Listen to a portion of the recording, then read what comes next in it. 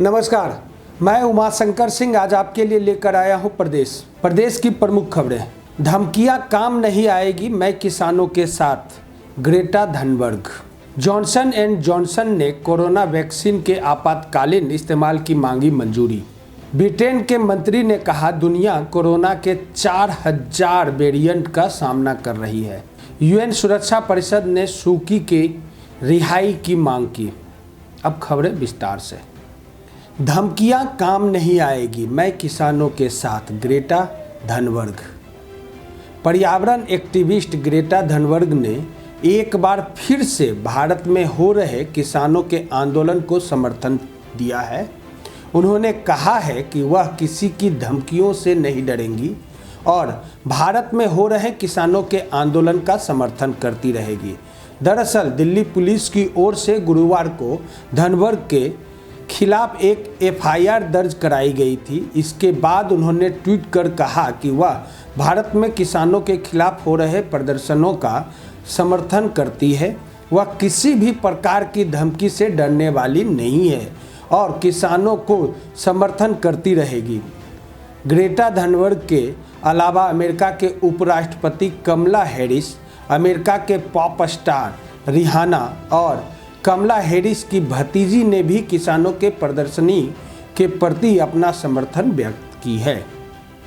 Johnson and Johnson ने corona vaccine के आपातकालीन इस्तेमाल की मांगी मंजूरी। अमेरिका की pharma company Johnson and Johnson ने गुरुवार को उनकी कोरोना वैक्सीन के इमरजेंसी प्रयोग के लिए आवेदन किया है। अगर इसे मंजूरी मिल जाती है तो यह वैक्सीन फाइजर बायोटेक और मॉडर्ना के बाद मंजूरी पाने वाली तीसरी बड़ी कंपनी होगी।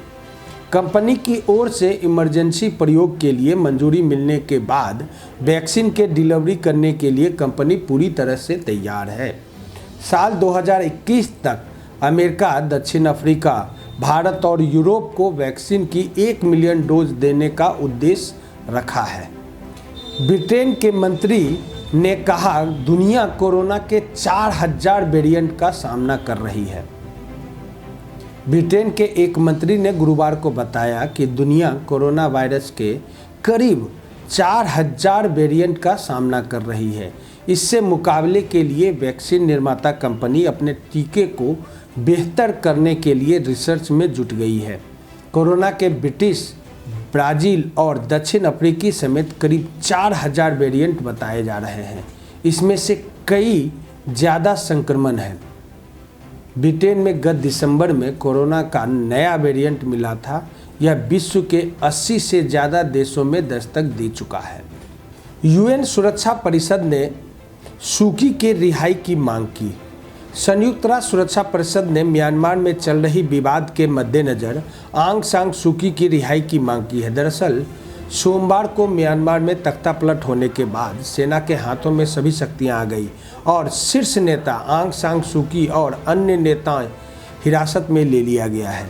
इन पूरे घटनाक्रम की अमेरिका सहित अन्य देशों ने निंदा की है। उन्होंने कहा है कि चीन को उम्मीद है कि म्यांमार के सभी पार्टियां राजनीतिक एवं सामाजिक स्थिरता को ध्यान में रखते हुए संविधान के दायरे में रहकर लोगों के हितों की प्राथमिकता देगी और सभी मतभेद को बातचीत के जरिए खत्म कर लेगी।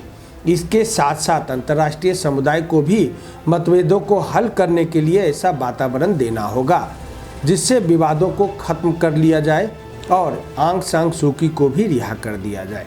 आज के लिए प्रदेश में इतना ही। आप हमारे फेसबुक और यूट्यूब चैनल को यूं ही लाइक और सब्सक्राइब करते रहें। नमस्कार।